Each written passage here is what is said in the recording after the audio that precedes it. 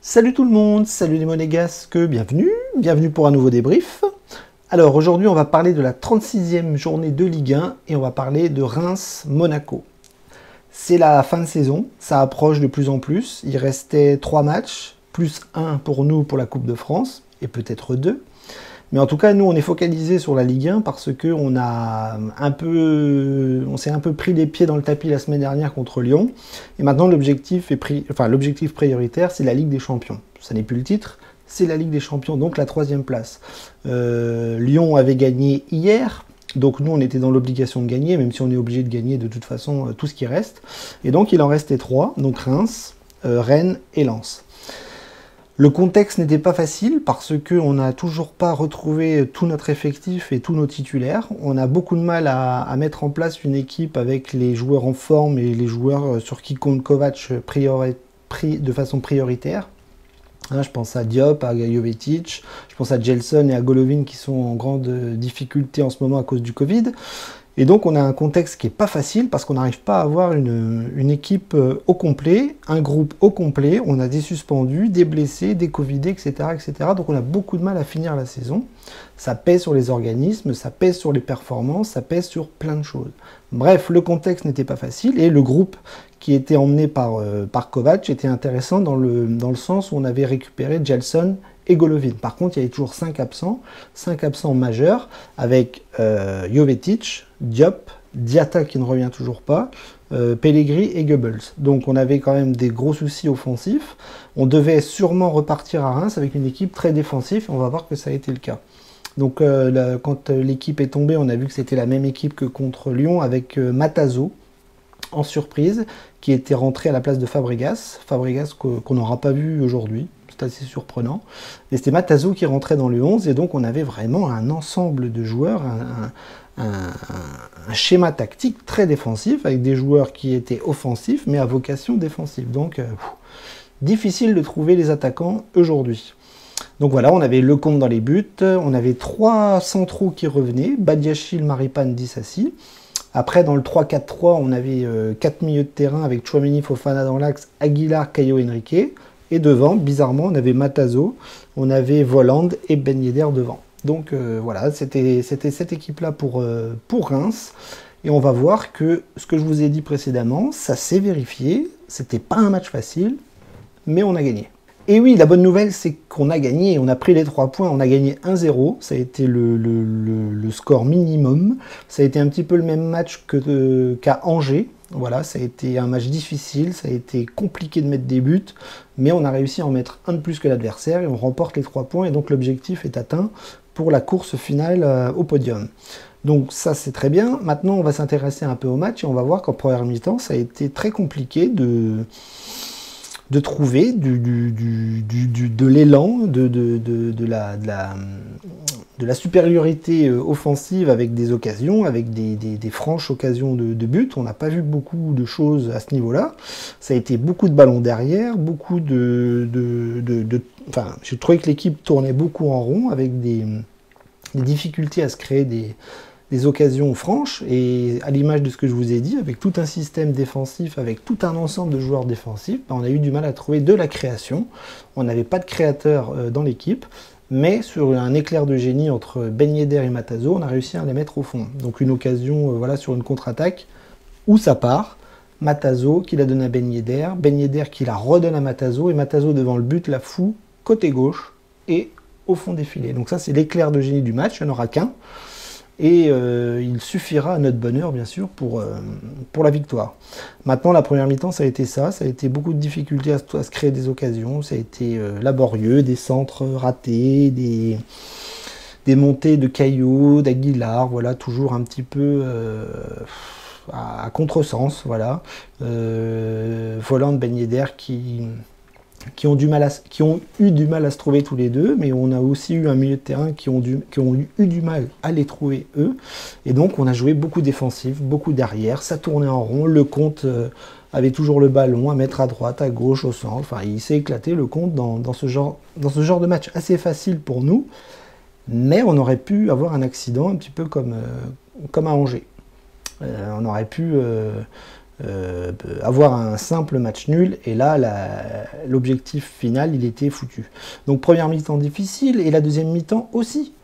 Deuxième mi-temps aussi, on a eu beaucoup de mal à se créer des occasions, on en a eu, mais c'était toujours assez brouillon, c'était toujours une passe mal équilibrée, un centre mal équilibré, une frappe contrée, un arrêt de gardien, c'était laborieux, offensivement c'était laborieux, et c'est pour ça que je ne comprends pas qu'on n'a pas fait rentrer Fabregas, qui dans un match assez facile, parce que l'adversaire rémois était quand même largement à notre portée, nous étions supérieurs techniquement, nous étions supérieurs tactiquement, mais j'ai trouvé des Monégasques en grande difficulté dans la création et dans le dernier geste offensif. Voilà, ça a été bien compliqué, mais c'est un peu à l'image de ce que je vous ai dit dans le nombre d'absents qu'on a et qu'on ne peut pas mettre sur la pelouse, parce qu'il y a ceux que je vous ai cités qui sont restés à Monaco, puis il y a ceux qui étaient sur le banc. Fabregas, Gelson, Golovin, et le reste c'était des gamins. Il y avait même le petit De Carpentier qui était là, mais qui ne pouvait pas rentrer dans un match aussi serré. Donc ça a été très compliqué, le contexte est difficile, la fin de saison est difficile, on souffre, c'est irrespirable, mais il faut aller la chercher. Il en reste 2. Il reste Rennes chez nous et il reste Lens. 6 points à prendre, je ne veux rien savoir d'autre. Bref, match difficile à Reims comme on l'a vécu à Angers, mais l'essentiel est assuré sur une magnifique occasion entre Ben Yedder et Matazo, et je pense qu'il n'y a que ça à retenir, les 3 points, et on ne va pas chercher à se prendre la tête pour ce match. Alors analyser les joueurs, ça va être compliqué, parce qu'il n'y a pas eu de joueurs qui ont brillé de mille feux, hein, à part Matazo et Ben Yedder sur l'occasion, mais le reste ça a été laborieux, ça a été compliqué, ça a été très... comment je dirais, c'était de l'assurance en fait, c'est-à-dire que tout le monde essayait d'apaiser le jeu, d'essayer de revenir derrière, de s'appliquer à faire des passes défensives et ne pas trop prendre de risques sur le plan offensif. Alors, déjà on avait du mal à trouver des attaquants, mais quand il y avait des contre-attaques ou des montées, voilà, du bloc, souvent ça se terminait mal avec, comme je vous l'ai dit tout à l'heure, des mauvais passes, des mauvais centres, des mauvais choix, enfin bon, bref, à l'image de Gelson et Voland qui n'arrivent pas à se trouver en deuxième mi-temps. Bref, ça a été très laborieux sur le plan offensif. Alors maintenant, les joueurs, ça a été très facile pour les défenseurs qui ont eu, eux, pour le coup, beaucoup de travail. Ça a beaucoup défendu, ça a beaucoup joué derrière. Je pense que le bloc défensif s'est fait plaisir avec Lecomte. Badiachil, Maripane et Dissassi ont eu beaucoup de choses à faire, notamment Dissassi qui a pas mal récupéré le ballon. Alors ça, il y a eu pas mal d'erreurs aussi défensives. Moi, je vois un Maripane qui a fait des fautes bêtes. Il s'est fait prendre physiquement. Il s'est fait prendre en deuxième mi-temps, voilà, sur un coup de rein d'un attaquant rémois où il est dans le vent. Donc voilà, difficile, fatigué, laborieux, pas toujours sécure, mais le niveau technique de Reims étant largement en dessous, on a réussi à tenir, et c'est bien là le principal. Donc Badiachil aussi a fait une erreur en première mi-temps, une mauvaise passe à l'adversaire, mais voilà, il a essayé de tenir la baraque, mais il n'a pas eu grand-chose à faire. On ne peut pas dire que Lecomte ait eu beaucoup de gros arrêts à faire. Lui, il a beaucoup joué au pied, il a beaucoup orienté le jeu, et c'est souvent comme ça quand Monaco tombe contre des équipes largement en dessous techniquement. Donc voilà, les défenseurs ont fait le minimum pour bien défendre. Ils n'ont pas pris de but, ça il faut le souligner. On a encore fait un clean sheet. Voilà, à Lyon, c'était raté. Mais là, on reprend un petit peu notre petit bonhomme de chemin avec pas de but encaissé. Et on arrive à en mettre un grâce au petit Elliot Matazo. Donc défensivement présent. Sur les côtés, Caio Henrique est beaucoup monté, mais il n'a pas réussi à trouver un attaquant, à l'image de ce que je vous ai dit. Compliqué dans la construction, compliqué dans le centre, compliqué dans la dernière passe, mais il a beaucoup couru, il a pris des coups, là pour le coup, lui, on l'a beaucoup vu. Aguilar, lui, pareil, très compliqué, mais j'arrête pas de vous le dire à chaque débrief, je n'aime pas le positionnement d'Aguilar, je n'aime pas ce côté offensif chez lui, il n'arrive pas à attaquer, il n'arrive pas à éliminer, il n'arrive pas à avoir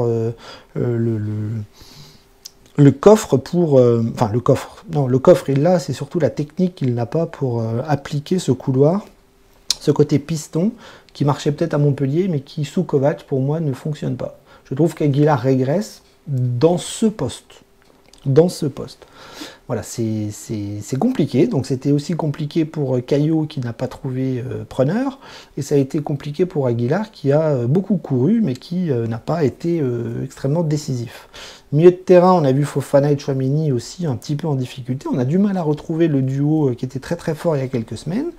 Ils se sont essayés à des frappes, ils se sont fait aussi pas mal bouger avec des fautes contre eux. Hein. Fofana a pris un carton, je crois. Tchouaméni a essayé de chercher des fautes, il les a pas obtenues. On a eu un arbitrage mi-correct, mi-bizarre. Bon, notamment sur le penalty. Je ne vais pas revenir sur le penalty hein, parce que j'ai trouvé que les images n'étaient pas très adéquates pour juger.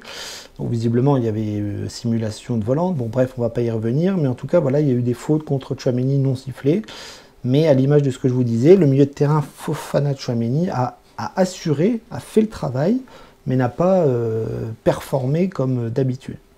J'espère qu'ils le feront contre Rennes, contre Lens et surtout en finale si nous y allions. Si nous y allons. Devant donc Matazo et Volande, c'était encore une fois contre nature. Matazo n'a pas joué devant, c'est pas un attaquant, c'est pas un milieu de terrain offensif, pour moi c'est un milieu de terrain défensif. Il aurait dû jouer à la place de Fofana et Tchouaméni, mais il fallait faire des choix. C'était osé, c'était culotté, ça a réussi, parce que Kovac a réussi à gagner le match. Mais voilà, Matazo, il a marqué le but, c'est super. Mais on a vu qu'en deuxième mi-temps, il a beaucoup pêché, il s'est un petit peu perdu dans le schéma tactique. Et on voit que c'était vraiment pour dépanner, parce que visiblement Fabregas ne pouvait pas jouer, et Golovin non plus, et Gelson non plus. Voilà. Donc Matazo a dépanné, ça a fonctionné sur le but, mais on voit que c'était un petit peu contre nature de sa part. Puis Volande, Ben Yedder, voilà, qui ont eu du mal à se trouver. Ben Yedder qui n'a pas marqué, Volande qui n'a pas marqué non plus, il a essayé de faire marquer. Mais voilà, quand le duo Ben Yedder-Volande ne se montre pas, ben ça donne une prestation collective très très moyenne, malgré l'essentiel assuré. Les remplaçants n'ont pas beaucoup apporté, je trouve. Golovin, Gelson. Alors Gelson, il est rentré, lui pour le coup, il a apporté ce qui nous manquait, c'était de l'impact offensif, mais il s'est un petit peu trompé sur pas mal de jugements, notamment le placement, la balle de Volande en retrait où il se place mal, une frappe contrée sur Rajkovic, enfin, il a eu du mal à faire la différence, mais en tout cas, il a apporté ce qui nous manquait, c'était de l'impact sur les défenses, avec des offensives un petit peu plus présentes. Voilà, sinon le reste, Golovin, il a pris un carton, il est rentré, il n'a pas fait la différence. Qui c'est qu'on a vu d'autres? Ballo-Touré à la fin, on n'a pas vu Cesc, c'est ce que je vous dis, on n'a pas vu Cesc, on a vu Gelson, Golovin, Ballo-Touré, Sidibé qui a fait une bonne rentrée, parce que lui il aime bien ce poste et il est chaud en ce moment, donc il a fait une bonne rentrée, je le signale encore. Et puis le cinquième, je ne sais plus. Non, Florentino Luis n'est pas rentré, De Carpentier non plus, Manon non plus, et je ne sais plus. Enfin bon, bref, vous voyez, les remplaçants n'ont pas brillé de leur présence, mais le match ne tiendra que sur un éclair de génie, celui de Ben Yedder et de Matazo. Alors, on va conclure avec le fait que l'objectif est atteint. La semaine dernière, il était raté, cette semaine, il est atteint. Et on a pris les 3 points à Reims, ce qui est le strict minimum. Vous me direz que c'est normal d'aller s'imposer à Reims, mais on s'est imposé sur le plus petit des scores. On n'a pas brillé dans le jeu, on ne s'est pas montré très très très imposant, on n'a pas mis une pile à l'adversaire comme Lyon a pu le faire hier, mais c'est pas grave. L'objectif est atteint et maintenant il va falloir se concentrer sur la fin, parce qu'on arrive sur la fin, et c'est une fin qui va être extrêmement difficile sur le plan physique. Donc si nos absents ne reviennent pas, ça va être très compliqué. S'ils reviennent, on va souffler un petit peu. Mais on a une fin de saison très difficile, rien que la semaine prochaine, avec 2 matchs en 3 jours. On joue jeudi soir et on rejoue dimanche soir. Donc jeudi, vendredi, samedi, 3 jours de récupération et on jouera le dimanche soir. Donc non, je dis des bêtises. On joue le jeudi soir, vendredi, samedi, dimanche. Oui, 3 jours. Donc on va avoir un turnover très important de la part de Kovac. Je pense qu'en demi-finale de Coupe de France, il faut mettre l'équipe B. Il faudra mettre tous ceux qui jouent le moins possible. Et logiquement, ça devrait passer contre l'équipe Vallière, que je respecte beaucoup, mais qui devrait être à notre portée. Voilà, donc il va falloir surtout se concentrer sur le match de dimanche. On reçoit Rennes. Rennes qui a encore des objectifs d'Europe parce que Marseille n'arrive pas à gagner, parce que Lens n'arrive pas à gagner, parce que Rennes galère un petit peu. Donc ils sont 3 là à chercher la 5e place. Et ça va pas être simple. Ça va pas être simple. Nous, on joue pas les Niçois. Voilà, donc c'est pas gagné. Ça va être Rennes et Lens, ça va être des matchs très très très difficiles sur le plan physique, sur le plan tactique. Et il va falloir que Kovac assure dans la récupération, dans les entraînements, dans le turnover et dans la motivation à mettre pour cette fin de saison qui arrive et qui est chaud bouillante pour notre objectif qui reste la Ligue des Champions. Mais on va le faire, c'est sûr qu'on va le faire. Je pense que Kovac a les armes pour le faire et maintenant on va prier pour qu'il n'y ait plus de Covid et pour que les blessés reviennent vite, vite, vite, vite, vite. Daguebonegou, à la semaine prochaine, on se voit 2 fois la semaine prochaine et on est là, on supporte, on y croit et on va y aller. On va y aller en Ligue des Champions, on va y aller.